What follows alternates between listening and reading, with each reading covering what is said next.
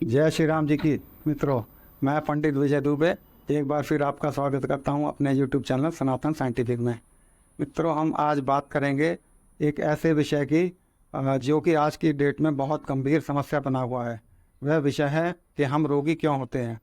आज से 50-60 साल पहले आपने नोट किया होगा कि हर गांव में एक वैद्य या आसपास में कोई एक डॉक्टर होता था और वह भी खाली बैठा रहता था।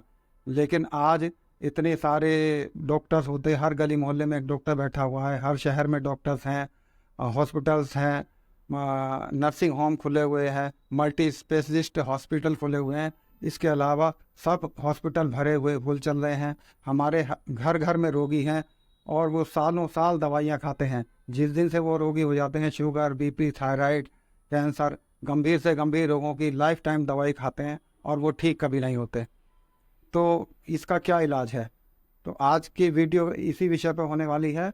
लेकिन इसमें इस वीडियो की खासियत यह है कि इस वीडियो में जो चीज़ें बताई गई हैं उन चीज़ों को फॉलो करने के बाद में आपको किसी भी थेरेपी की कोई ज़रूरत नहीं पड़ेगी। यानी कि आपको आयुर्वेद, एलोपैथिक चिकित्सा और क्या नाम उसका यूनानी चिकित्सा और होम्योपैथिक चिकित्सा, इन किसी भी थेरेपी की आपको कोई भी ज़रूरत नहीं पड़ेगी। तो बात करते हैं रोगों की कि हम बीमार क्यों पड़ते हैं। मित्रों, बीमार हम 3 कारणों से पड़ते हैं। सबसे पहला कारण है हार्मोनल इनबैलेंस, दूसरा कारण है शुगर इनबैलेंस और तीसरा कारण है माइक्रोब इनबैलेंस। तो सबसे पहले बात करेंगे हार्मोनल इनबैलेंस की। तो पहले हम बताया जाएगा कि हार्मोनल इनबैलेंस क्यों होता है और लास्ट में उसको ये ठीक कैसे हो। तो हार्मोनल इनबैलेंस क्यों होता है? जो भी आहार पशु से आता है, यदि हम उसको ग्रहण करेंगे तो हमें हार्मोनल इनबैलेंस होगा।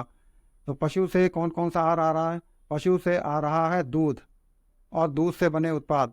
दूध है, पनीर है, खोया है, ये सारे पशु से आ रहे हैं। इसके अलावा पशु से अंडे, मीट, मांस, मछली वगैरह ये सारे पशुओं से आ रहे हैं। तो इससे हमें क्या दिक्कत आएगी?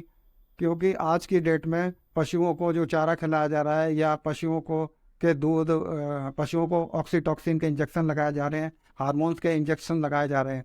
तो उन इंजेक्शन का फ़र्क उनके दूध में भी आएगा। तो वो हार्मोन्स जो उसको इंजेक्शन लगाया गया है ऑक्सीटॉक्सिन का, वो दूध में आएगा तो उसका इफेक्ट हमारे बॉडी पर के ऊपर पड़ेगा। इसके अलावा अंडे में एक नॉर्मल मुर्गी, पोल्ट्री फार्म में नॉर्मल मुर्गी 24 घंटे में एक अंडा देती है। लेकिन पोल्ट्री फार्म में उसको इस तरीके का आहार दिया जाता है, इस तरीके के इंजेक्शन लगाए जाते हैं कि वो हर घंटे में एक अंडा देती है, यानी 24 घंटे में 24 अंडे। इसके अलावा अगर पशुपालन की बात करें तो मीट में पशुओं को हार्मोन्स के इंजेक्शन, उनको फैट्स बढ़ाने के लिए, उनको ज़्यादा मांस बढ़ाने के लिए उनको इंजेक्शन या उस तरीके का आहार दिया जाता है, जिससे कि वही आहार हम ग्रहण करते हैं तो वही हार्मोन हमारे अंदर आएंगे। तो इससे हमें हार्मोनल इनबैलेंस होगा। तो हमारे शरीर में मुख्य 24 ग्लैंड हैं, जिसमें 8 ग्लैंड मुख्य हैं जो कि इंटरनल ग्लैंड है। ऊपर से बात की जाए तो थायराइड ग्लैंड है गले में। तो थायराइड की बीमारी जो होती है, थायरोक्सिन हार्मोन्स है उसके डिस्टर्बेंस की वजह से होती है। ये भी उसी वजह से होती है। एड्रिनल ग्लैंड है, उसके नीचे आपके पुरुषों से संबंधित एस्टिन है और आप स्त्रियों के संबंधी बहुत सारे रोग हैं, वो सारे हार्मोनल इम्बैलेंस की वजह से होते हैं, जिसमें पीसीओडी मेन समस्या है। तो ये सारे के सारे हार्मोनल इम्बैलेंस होते हैं। तो क्या किया जाए इसके लिए? पशु से जो भी आहार आ रहा है वो हमको बंद करना चाहिए। तो हम क्या लें? क्या हम दूध ही ना पिए? तो दूध पीने, अगर आपको पीना ही है, पहली बात तो दूध पीना ही नहीं चाहिए। अगर आपको दूध पीना है तो आप देसी गाय का दूध लें। देसी गाय, और वो भी शुद्ध, उसको चारा दिया गया हो, उसको वो जैविक हो, ऑर्गेनिक हो, उसका आप दूध पी सकते हैं, उससे बने आप पदार्थ ले सकते हैं।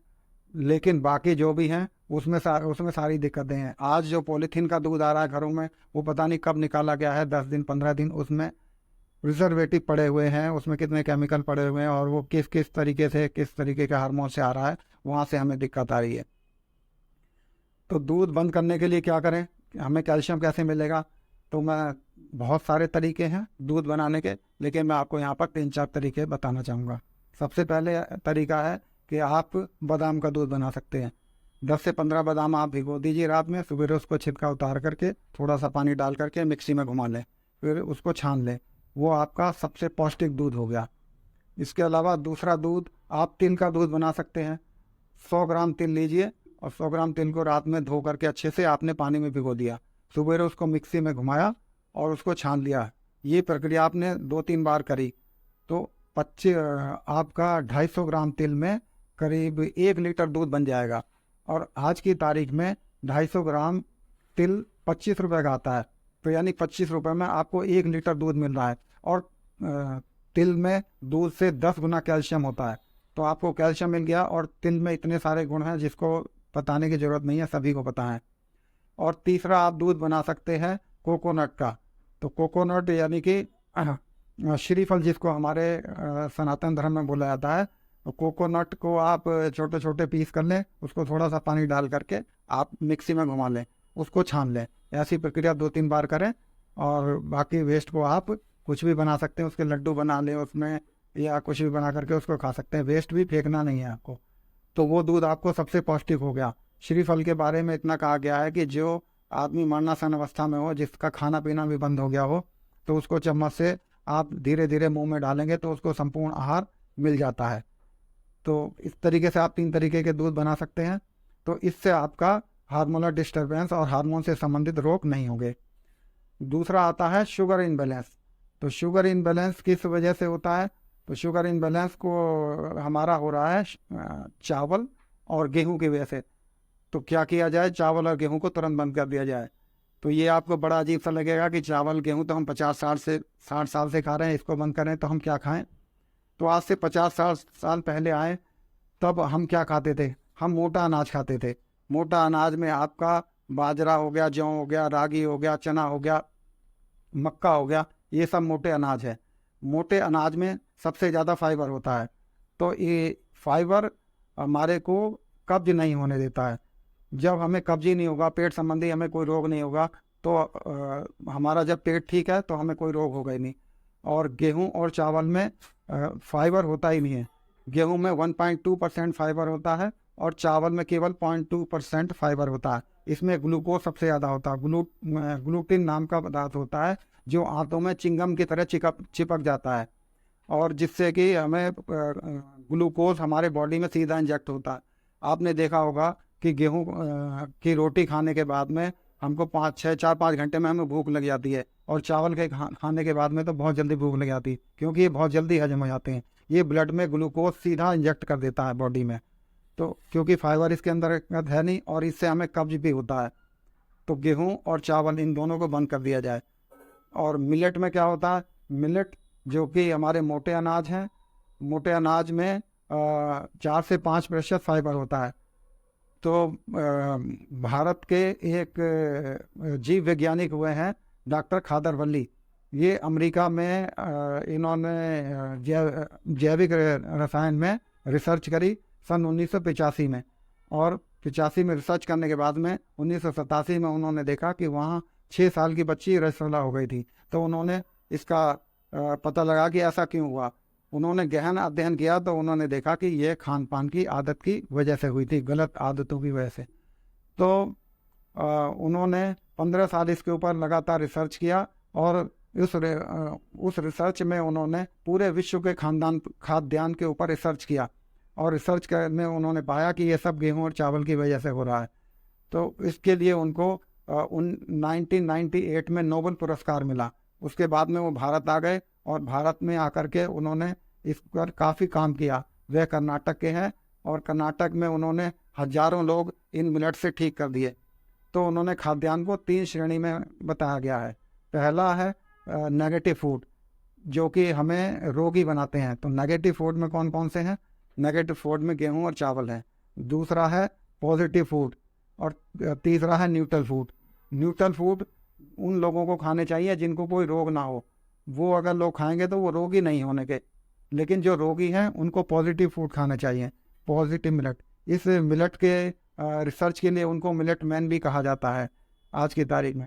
तो डॉक्टर खादरवल्ली ने बताया कि जो न्यूट्रल फूड है उसमें 5-6 तरीके के या और ज़्यादा तरीके के फूड हैं, जैसे गेहूं हो गया, मक्का हो गया, बाजरा है, जौ है, रागी है। ये मोटे अनाज है। इसमें 4 से 5% फाइबर होता है। तो इनको आप लेंगे तो आप को कभी कोई रोग होगा नहीं। लेकिन जिन लोगों को रोग है वह कौन सा अनाज ले, तो उसके लिए उन्होंने 5 मिनट मिनट के ऊपर रिसर्च की। वो 5 मिनट है, कोदो है, कोदरा, कोदरा जो पंजाब में होता है, तीसरा है कुटकी, और कंगनी, छोटी कंगनी, और सामा। ये सामा जिसको सामक के चावल बोला जाता है, जो व्रत में प्रयोग किए जाते हैं। तो ये 5 तरीके के मिलेट हैं। हमारे शरीर में एक बहुत बड़ी फैक्ट्री है, इसमें अलग अलग डिपार्टमेंट होते हैं। जैसे हमारा रेस्पिरेटरी सिस्टम है, श्वसन तंत्र है जिसको बोला जाता है, और हमारा डाइजेस्टिव सिस्टम है जिसमें हमारा भोजन पचता है, हमारा न्यूरोलॉजिकल सिस्टम है जिसमें न्यूरॉन्स चलते हैं, हमारा इम्यूनिटी सिस्टम है। तो ये सारे सिस्टम, हर एक मिलेट एक सिस्टम को ठीक करेगा। तो इस तरीके से उन्होंने उनको 5 मिलेट को 10 दिन खाने हैं, यानी एक मिलेट आपको 2 दिन खाना है और 10 दिन में ये 5 मिलेट हो जाएंगे। तो ये 10 दिन में एक चक्कर हो जाएगा। इस चक्कर को आप दोहराते रहें। शुगर आपका 1 हफ्ते के अंदर ख़त्म हो जाएगा। इस तरीके से इवन इसमें आगे शुगर, बीपी, थायराइड, इवन उन्होंने तो रिसर्च यहाँ तक करी है कि 4th स्टेज का कैंसर तक भी इन्होंने ख़त्म कर दिया है। आप इसको सारी चीज़ें यूट्यूब, गूगल पे सारी चीज़ें देख सकते हैं। और आज की डेट में वो पंजाब में भी इसको, कर्नाटक में उन्होंने खेती में इनको इन्होंने कई एकड़ भूमि गवर्नमेंट से लेकर के उस पर खेती चालू करी और मिलेट को उगाना चालू किया। वहाँ पर इन्होंने सबको, किसानों को ये सिखाया। आज की तारीख में पंजाब में ये किसानों को समझा रहे हैं, वहाँ पर जा रहे हैं सिखाने के लिए, और पंजाब में काफ़ी लोग बदल रहे हैं और इसकी खेती कर रहे हैं। इस मिलेट की सबसे बड़ा फ़ायदा ये है कि इसमें पानी बहुत कम लगता है और इसमें पेस्टिसाइड की ज़रूरत भी बहुत कम है, क्योंकि ये एक तरीके की घास टाइप से होती है, ये कहीं भी उग जाती है, मोटे अनाज। क्योंकि पानी कम लगेगा और पेस्टिसाइड जो पानी के द्वारा ही इनकी जड़ों में इंजेक्ट होकर के जाता है, तो जब पानी कम लगेगा तो पेस्टिसाइड की ज़रूरत ही नहीं रहेगी। और पानी, एक गेहूं को उगाने में करीब 250 लीटर पानी लगता है, 1 किलो गेहूं उगाने में, और 1 किलो चावल उगाने में 2500 लीटर पानी लगता है। लेकिन 1 किलो मिलेट उगाने में, यानी मोटा अनाज उगाने में, केवल 25 से 30 लीटर पानी लगता है। तो पानी की भी खपत बहुत ज़्यादा कम है। तो इन्होंने इसके ऊपर रिसर्च करी है। तो आप इनका प्रयोग करें, तो इससे आपका शुगर बैलेंस में रहेगा, शुगर होगा ही नहीं। ये इसको खाने के बाद में आपको भूख जल्दी नहीं लगेगी। जो लोग 2-2 घंटे में खाते रहते हैं, वो भी आपका सब खत्म हो जाएगा, क्योंकि इसको एक बार खाने के बाद में ये बहुत देरी से पचता है। आपको 7 से 8 घंटे तक भूख ही नहीं लगेगी, और जल्दी जल्दी खाने की समस्या भी आपको ख़त्म हो जाएगी। और तीसरा, ये दो प्रयोग हो गए, 2 आप करें। एक तो आपका हो गया हार्मोनल इम्बैलेंस, पशु से जो भी आहार आ रहा है वो बंद कर दें, और दूसरा हो गया आप गेहूं और चावल को बंद करें। तीसरा जो आ रहा है माइक्रोब इनबैलेंस का। माइक्रोब इनबैलेंस क्या होता है? हमारे शरीर में सूक्ष्म जीवी होते हैं। हमारे शरीर में 70% सूक्ष्म जीवी होते हैं जिनको माइक्रोब्स बोला जाता है। वह हमारी इम्यूनिटी पावर होती है, यानी हमारी रोग प्रतिरोधक क्षमता को वो बनाए रखते हैं। हमें कोई भी रोग होगा तो वो माइक्रोब्स उसको लड़ करके ख़त्म कर देते हैं। लेकिन आज की डेट में हमने उसको ख़त्म कर दिया है। ज़मीन के अंदर हमने पेस्टिसाइड डाल करके माइक्रोब्स ख़त्म कर दिए हैं। 1 ग्राम मिट्टी में 3 करोड़ जीवाणु होते हैं। तो जो कि पेस्टिसाइड डाल करके, कीटनाशक दवाएं डाल करके, यूरिया डाल करके वो सब खत्म हो गए। और दूसरा, एंटीबायोटिक दवाई ले करके, एंटीबायोटिक दवाई जैसे ही हम लेंगे हमारे वो माइक्रोब्स को ख़त्म कर देगी, हमारे जो सूक्ष्म जीव अंदर ख़त्म हो जाते हैं। आज की डेट में 1 लाख करोड़ रुपए का व्यापार केवल भारत का है एंटीबायोटिक दवाओं का। हर रोग की एक अलग में एंटीबायोटिक है। आपको कान का रोग है तो कान की अलग एंटीबायोटिक है, आँख का रोग है, पेट का रोग है, यानी आपको कोई सी भी रोग है उसकी एक अलग एंटीबायोटिक है, और वो केवल उसी रोग में काम करेगी। तो आपको एंटीबायोटिक दवाएं तुरंत बंद कर देनी चाहिए, और आपको क्या नाम है, जैविक की तरफ जाना चाहिए, ऑर्गेनिक खेती की तरफ, तो वहाँ वो खाएं आप। इसके अलावा माइक्रोब्स बढ़ाने के लिए क्या करें?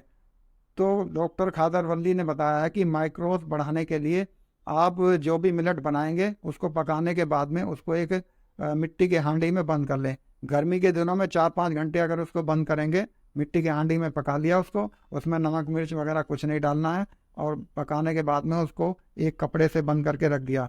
4 से 5 घंटे में उसमें माइक्रोब पैदा हो जाएंगे, और सर्दी के दिनों में 10-12 घंटे लगेंगे उसको माइक्रोब पैदा होने में। उसको एज इट इज़ खाना जिस तरीके से है, तो उसमें सूक्ष्म जीव भी पैदा हो जाएंगे, वो हमें फ़ायदा करेंगे हमारी बॉडी के लिए।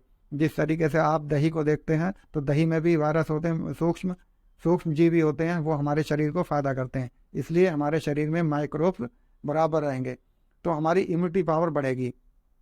इसके अलावा एक वैज्ञानिक हुए हैं, वह भी अमेरिका के हैं, लुइस इग्नारो। लुइस इग्नारो ने एक बहुत बड़ी रिसर्च करी है। उन्होंने एक ऐसे अणु की खोज की जिसका नाम है नाइट्रिक ऑक्साइड। नाइट्रिक ऑक्साइड क्या काम करता है? नाइट्रिक ऑक्साइड हमारे शरीर में के लिए बहुत ही आवश्यक तत्व है। नाइट्रिक ऑक्साइड हमारे ब्लड वेसल को खोल देता है, यानी कि हमारे आर्टरीज में, हमारी धमनियों में जो भी ब्लड चलता है वो हमारे गलत खान पान आहार से उसमें कोलेस्ट्रॉल जम जाता है, वो आर्टरीज हमारी ब्लॉकेज हो जाती है, या हमारे धमनियों में थक्का जम जाता है, या वो कड़ी हो जाती हैं, या वो सिकुड़ जाती हैं। ये सारे रोग हमें आते हैं। नाइट्रिक ऑक्साइड उन ब्लड वेसल्स को खोल देता है, उनमें लचीलापन लाता है, और उसको स्पीड को, ब्लड की स्पीड को बहुत ज़्यादा बढ़ा देता है। तो नाइट्रिक ऑक्साइड अगर हमारे शरीर में होगा, जहाँ जहाँ भी होगा, वहाँ पर कोई भी रोग आपका पनप नहीं सकता, वो उस रोग को ख़त्म कर देगा। ये नाइट्रिक ऑक्साइड की खासियत है। तो ये नाइट्रिक ऑक्साइड हमें मिलेगा कैसे? तो ये नाइट्रिक ऑक्साइड हमें मिलेगा जो आहार हमें पौधों से आ रहा है, तो पौधों पर आधारित आहार हमको लेना चाहिए। नाइट्रिक ऑक्साइड सबसे ज़्यादा किस में है? जो भी रॉ वेजिटेबल हैं, यानी कि कच्ची सब्जियां और हरी सब्जियां, उनको एज इट इज़ फॉर्म है, उनका कच्चा सलाद हम अगर लेंगे तो हमें नाइट्रिक ऑक्साइड उसमें सबसे ज़्यादा है, और फ्रूट में सबसे ज़्यादा नाइट्रिक ऑक्साइड है। इसके अलावा हमें अपनी डाइट में नट्स को शामिल करना चाहिए, यानी कि ड्राई फ्रूट्स को शामिल करना चाहिए, और सीड्स को शामिल करना चाहिए, यानी कि बीज। उसमें अलसी के बीज हो गए, आपके क्या नाम उसका, तिल के बीज हो गए, और सूरजमुखी के बीज हो गए। इस तरीके से बहुत सारे बीज आते हैं, उनको आप अपनी डाइट में शामिल करें तो इससे आपको पौष्टिकता मिलेगी। और एक बहुत पूरे वर्ल्ड की सबसे बड़ी रिसर्च हुई है, चाइना स्टडी उसको बोला जाता है, आप इसको भी गूगल पर सर्च कर सकते हैं। ये पूरे विश्व की सबसे बड़ी रिसर्च है। ये 2 के सहयोग से हुई थी, ऑक्सफोर्ड यूनिवर्सिटी के और चाइना के सहयोग से हुई थी। इसमें कई डॉक्टरों ने मिलकर के 20 साल रिसर्च की। 20 साल रिसर्च करने के बाद में उनके जो मुख्य 2 डॉक्टर थे, जिसमें एक का नाम है doctor Colin Campbell, doctor T Colin Campbell. इन्होंने ये मेन डॉक्टर थे जिन्होंने रिसर्च की। इन्होंने प्लांट बेस्ड डाइट को सजेस्ट किया है। संसार के सभी रोगों पे आप विजय प्राप्त कर सकते हैं यदि आप प्लांट बेस्ड डाइट को फॉलो करेंगे, यानी जो आहार पौधों से आ रहा है उसको अपने जीवन में शामिल करें, तो तब आप निरोगी रहेंगे। तो इसको शामिल कैसे किया जाए, इसको हमने डाइट में कैसे शामिल किया जाए? तो हम सबसे ज़्यादा इसमें रॉ वेजिटेबल यानी कच्चा सलाद खाएं या फ्रूट्स खाएं, और डॉक्टर खादरवल्ली के हिसाब से हम मिलेट्स खाएं। पशु से जो भी आ रहा है हम तुरंत उसको बंद करें। अब आपको डाइट के किस तरीके से फॉलो करें, या अगर किसी को कोई रोग है तो रोग वाले जो है वो डॉक्टर खादरवल्ली का 10 दिन का यानी 2 दिन में 1 मिनट वाला यूज़ करें, और वो दोपहर में खाएं। सुबह 12 बजे तक आप फ्रूट खाएंगे। 12 बजे के बाद वो भी 3 से 4 तरीके के जो भी इस मौसम के हिसाब से फ्रूट हैं वो खाएं, और दूसरे जो उस मौसम में नहीं होते वो वाले नहीं। हर मौसम का अलग अलग आता है, तो उन 3 से 4 तरीके के फ्रूट को लें सुबह 12 बजे तक। 12 बजे के बाद दोपहर लंच टाइम में जब आप भोजन करेंगे तो भोजन से पहले भोजन में वही मिलेट यानी कि आप मोटा अनाज लें, और उससे पहले आप कच्चा सलाद लें, यानी 2 प्लेट आपके सामने आएंगी। डॉक्टर BRC के अनुसार आप 2 प्लेट लें। 2 प्लेट में पहले में आप भोजन रखें मिलेट, जो भी मोटा अनाज की रोटी है, या उसमें आपका पुलाव बना सकते हैं, आप दलिया बना सकते हैं मोटे अनाज का, वो बना लें। उसकी बहुत सारी रेसिपीज यूट्यूब पर हैं। और उससे पहले आप कच्चा सलाद खाएं। कच्चा सलाद कितना लेना है आपको? अपने वेट का, जितना आपका वेट है, मान लिया आपका वेट 70 kg है, तो उसमें 1 जीरो बढ़ा दें, यानी 700 ग्राम। यदि आपका वेट 50 केजी है तो उसमें 1 जीरो बढ़ा दें तो 500 ग्राम। तो 500 ग्राम सलाद आपको खाना है चबा चबा करके अच्छे से। उसमें 10 से 15 मिनट लगाने हैं चबाने में, क्योंकि लार पूरी उसके अंदर का मिक्स होनी चाहिए। इसमें अब एक सवाल आएगा कि जिनके दांत नहीं है, या जो चबा नहीं सकते, या जिनको प्रॉब्लम होती है, या जो 60-70 साल के हैं, वो क्या करें? तो वो उसका स्मूदी बना लें, यानी कि 4 से 5 तरीके की वेजिटेबल सब्जी, कच्ची सब्जी लें, उसमें थोड़ा सा पानी डाल करके मिक्सी में उसको घुमा लें, तो वो स्मूदी बन गई। लेकिन उसको खाने में 10 से 15 मिनट का समय लगाएं। एक घूंट लें, उसको पूरा मुंह में मिक्स करें, लार उसमें मिक्स करें, तब उसको लें। ये लेने के बाद में तब आप भोजन करें। लेकिन अगर आप जितना वेट है बताया, जैसे मान लिया 50 किलो जिसका वेट है, वो 500 ग्राम खाएगा सलाद, लेकिन 500 ग्राम से ऊपर भी खाएगा तो वो और बढ़िया औषधि का काम करेगी, वो आपके रोग ठीक हो जाएंगे। इसी तरीके से शाम को करना है, सुबह 12 बजे तक फ्रूट लेने हैं। ये प्रक्रिया कोई भी आदमी कर सकता है, इसका कोई साइड इफेक्ट नहीं है। यानी प्लांट बेस्ड डाइट को अगर आप अपने जीवन में फॉलो करेंगे तो संसार के समस्त रोग आपको खत्म हो जाएंगे। अगर मेरी ये वीडियो आपको पसंद आई है तो इसको लाइक करें, सब्सक्राइब करें और इस वीडियो से संबंधित कोई भी प्रश्न हो तो मुझे कमेंट बॉक्स में कृपया लिखें, उसका उचित उत्तर दिया जाएगा आपको। धन्यवाद।